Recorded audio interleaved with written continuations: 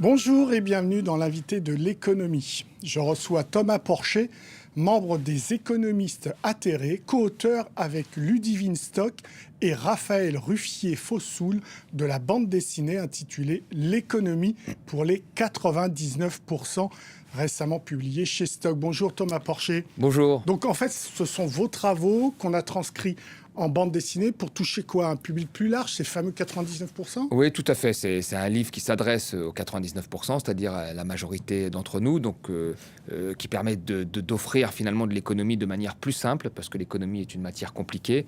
Et puis c'est aussi un livre qui est au service des 99%, c'est-à-dire qui propose une politique économique qui serve les 99% et pas les 1%. Voilà. Alors, vous savez qu'on a souvent reproché, c'est du discours libéral, on a souvent reproché aux Français d'être mauvais en économie. Est-ce que c'est aussi l'une de vos intentions de les rendre meilleurs ou c'est pour vous un mauvais débat? Non, en fait, je pense que le débat a été capturé par des économistes qu'on pourrait dire mainstream, que j'appelle libéraux, et ça a eu du succès, puisque quand on regarde ces 30 dernières années, les 1% les plus riches, qui détiennent 25% du patrimoine, ont vu leur revenu augmenter plus vite que les 99%, ce qui n'était pas le cas entre 1950 et 1970. Ils continuaient à s'enrichir, mais ils s'enrichissaient moins vite que les 99%. Donc on voit bien que les 1% ont réussi à capturer finalement et à dompter l'économie pour la mettre à leur service. Ouais. Je pense qu'ils ont été aidés par un certain nombre d'économistes libéraux. Ouais. Alors là, dans cette BD, on vous met en scène, vous partez à la rencontre d'une salariée d'une raffinerie. Oui. Et dans cette rencontre, il y a une gamine d'abord qui s'intéresse à vos travaux et son papa est banquier. Et donc, il va y avoir un dialogue assez difficile entre vous deux. Oui, tout à fait. Il y a une partie de la BD qui est vraie, parce que c'est vrai que j'ai été souvent invité par des raffineries quand elles fermaient pour discuter avec les... Parce que vous êtes un spécialiste des énergies. Voilà, tout à fait, parce qu'il y avait des salariés qui voulaient avoir un point de vue qui confirmait finalement ce qu'ils pensaient. Et j'ai été invité, et une fois j'étais dans une médiathèque et j'ai rencontré une jeune fille dans la médiathèque où il y avait des photos partout des ouvriers dans la médiathèque, des ouvriers de la raffinerie. Et on avait discuté, alors elle n'était pas écologiste comme dans la BD, mais l'idée est venue de cette jeune fille que j'avais rencontrée dont le père était ouvrier dans une raffinerie et qui a dit voilà, si la raffinerie ferme, finalement c'est tout l'écosystème qui s'écroule dans notre ville. Et donc on a repris cette idée-là et on a fait cette Zoé qui serait écologiste et qui aurait un père banquier, qui aurait un point de vue plutôt macroniste, et nous faisons un dialogue à trois où nous expliquons l'économie d'une autre façon. Alors l'économie à travers plutôt les récentes crises, on part en gros de la crise de 2008 sur les subprimes pour remonter jusqu'à aujourd'hui à la manière de pointer les dettes importantes de la France. Pourquoi avoir choisi cet angle-là des crises ? En fait, on entre par la crise des raffineries et sur la crise des raffineries, il y a une salariée qui me dit bon, est-ce qu'en économie il y a des vérités, des consensus ? Et c'est là qu'on commence par dire tout simplement qu'il y a un débat dans l'économie. Et puis après, on tire le fil. De là, on va sur effectivement la crise de 2008, la crise d'austérité de la Grèce, le libre-échange, la question de la taxe carbone. En fait, il y a la question des agriculteurs. En fait, chaque rencontre que l'on fait dans la BD ouvre un débat d'économie contemporain. Et moi, j'explique mon point de vue et les solutions que je préconise pour ce débat-là. Et on finit la BD avec une dizaine de principes d'autodéfense intellectuelle contre la pensée dominante, pour qu'il y ait une économie qui soit, in fine, à la fin, au service des 99%. Dans cette BD, vous dites à un moment, votre personnage dit à un moment, que vous avez plutôt perdu la guerre des idées. Oui, c'est vrai. Oui, c'est vrai. Par exemple, regardez aujourd'hui, quand on n'arrête pas de vous dire que la dette est catastrophique et donc qu'il faut faire des coupes sévères, nous avons perdu le débat, parce que concrètement, rien n'indique aujourd'hui que la dette est un gros problème. Quand on regarde les faits, premièrement, les investisseurs veulent acheter notre dette. C'est-à-dire qu'il y a plus d'investisseurs qui veulent acheter notre dette que nous faisons des obligations d'État. Donc, notre dette reste attractive. Les taux, certes, ont légèrement augmenté, mais ils sont dans l'épaisseur du trait avec l'Espagne et la Grèce, mais ils sont surtout plus faibles qu'il y a 6 mois. Vous voyez vous dites dans le livre que le plus important, ce n'est pas la dette publique, c'est la dette privée. Oui, tout à fait, mais ce qui est vrai, la dette privée aujourd'hui est supérieure à la dette publique. Et la crise 2008 a été causée par un excès de dette privée. À l'époque, les grandes institutions et les grands économistes ne regardaient que la dette publique des pays pauvres, surtout d'Amérique latine et d'Asie, en pensant que la crise allait venir d'une dette publique trop élevée des pays de l'hémisphère sud. En réalité, elle est devenue d'une dette privée trop élevée de la première puissance qu'aucun économiste ne surveillait. Donc ça, c'est une leçon de l'histoire. Donc aujourd'hui, il faut observer la dette publique. Je ne dis pas que ça n'a aucune importance. Il faut observer sa trajectoire. Il faut regarder les indicateurs avec sérieux. Quand on les regarde aujourd'hui, rien n'indique que nous allons faire défaut. Et je vais vous dire une dernière chose. Les pays africains, vous regardez, quand on regarde le continent africain, ils sont 1,5 milliard d'habitants, plutôt jeunes. Ils ont une dette inférieure à la France. Oui. Et eux, leur dette est un vrai problème. C'est ça qui est bizarre, ce qui n'est pas logique. C'est que leur dette est un vrai problème alors qu'ils sont jeunes. La France, qui est un petit pays, il y a 70 millions d'habitants, a une dette supérieure à toute l'Afrique et les investisseurs veulent encore acheter leur dette. Donc vous voyez, dans la dette, il n'y a pas que de la logique. Il y a aussi finalement une injustice. Certains pays qui ont une belle signature et qui peuvent s'endetter à vitam aeternam, dont nous faisons partie, parce que la dette roule, et d'autres pays qui, parfois, pour quelques dizaines de milliards d'euros, vont faire défaut. Dans cette BD, vous parlez également de la crise des paysans, de l'agriculture. Elle rebondit encore aujourd'hui à travers le débat sur l'accord de libre-échange avec le Mercosur. C'est-à-dire qu'on n'avance pas là-dessus. Oui, on n'avance pas. Ce qui est assez marrant, c'est que ce qui est le problème numéro un de nos agriculteurs aujourd'hui, c'est la compétition mondiale. Ils se plaignent du Brésil et des pays émergents qui arrivent à produire avec des normes environnementales et sociales plus faibles. Et la réponse qu'on leur offre, c'est d'augmenter ce libre-échange, comme s'il n'existait pas, parce qu'il y a du commerce international qui est là. Ils s'en plaignent, notamment avec le Brésil, etc.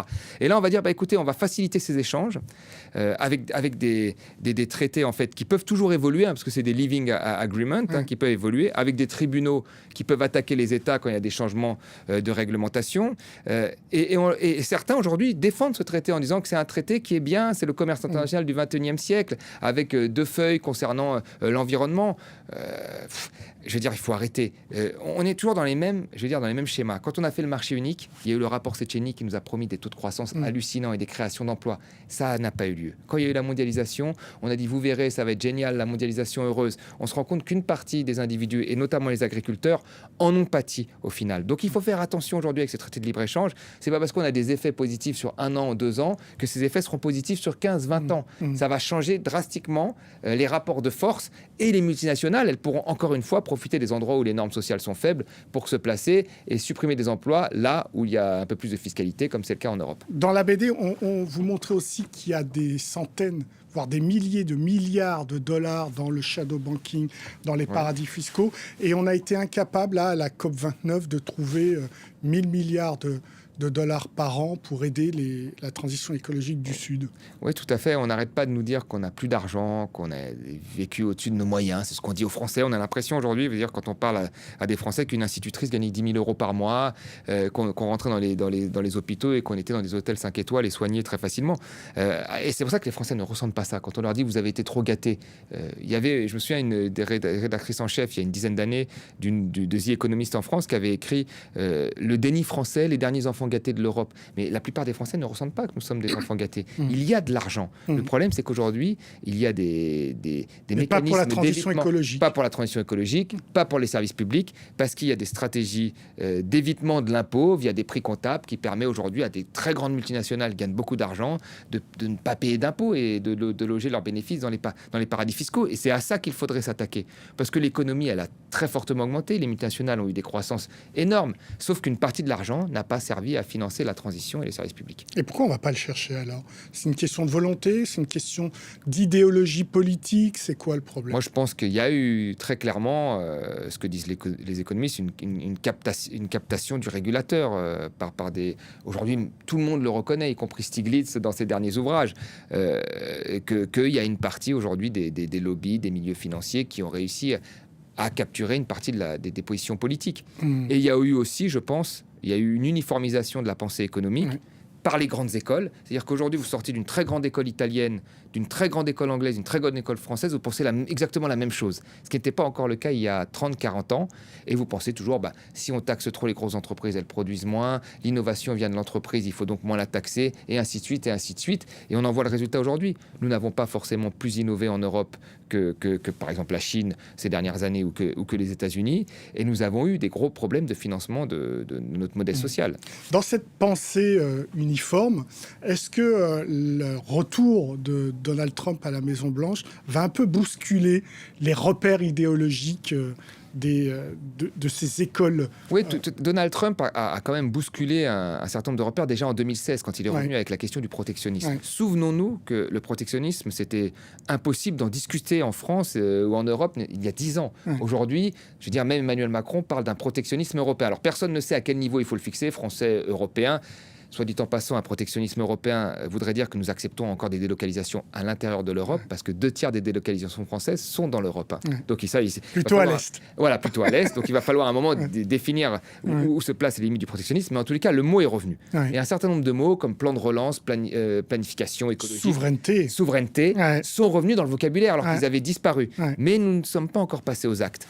L'arrivée de Donald Trump, la montée en puissance de la Chine, qui subventionne leur industrie, qui servent leurs intérêts, devrait être pour nous une manière de dire qu'aujourd'hui, nous rentrons dans une autre ère. Nous ne rentrons plus dans l'ère où nous vivons dans une économie où la mondialisation va aplanir tout le monde et que nous allons faire des échanges qui amèneront à la paix. C'est fini. Maintenant, il faut aussi identifier quels sont nos intérêts et les servir, que ce soit au niveau français ou européen. Après, l'échelle est à décider. Mais il va falloir revenir à des questions avec Trump, c'est le retour de l'État, stratège aussi, qui s'engage, qui protège. Alors, je ne suis pas sûr que ce soit le retour de l'État. Alors, c'est le retour du protectionnisme. C'est effectivement le retour d'une forme d'État stratège où on choisit quelques gagnants. Il a choisi Musk, etc.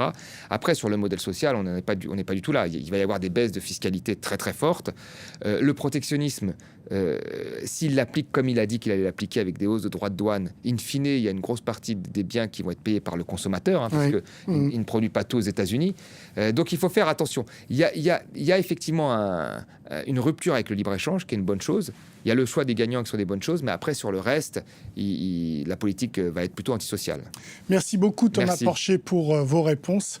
L'invité de l'économie est terminé. Évidemment, vous pouvez retrouver cette émission sur france24.com, sur nos réseaux sociaux et sur nos podcasts. Au revoir.